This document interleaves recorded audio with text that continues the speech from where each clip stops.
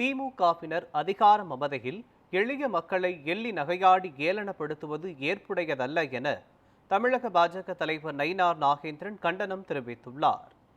இது தொடர்பாக அவர் வெளியிட்டுள்ள எக்ஸ் பதிவில், கட்டணமின்றி பேருந்துகளில் பயணம் செய்யும் மகளிரை ஓசி என்று திமுகவை சார்ந்த ஆண்டிப்பட்டி எம்எல்ஏ மகாராஜன் விமர்சித்திருப்பது கண்டனத்திற்குரியது என்று கூறியுள்ளார். இதற்கு முன்பு முன்னாள் திமுக அமைச்சர் பொன்முடியும் இதேபோன்று பேருந்துகளில் கட்டணமின்றி பயணிப்போரை ஓசி என்று தரம் தாழ்ந்து விமர்சித்ததாகவும், திமுக நாடாளுமன்ற உறுப்பினர் கதிரானந்த் 1000 ரூபாய் வாங்கியதால் தானே பளபளன்னு இருக்கீங்க என்று பெண்களை கொச்சையாக கூறியதாகவும் அவர் குறிப்பிட்டுள்ளார்.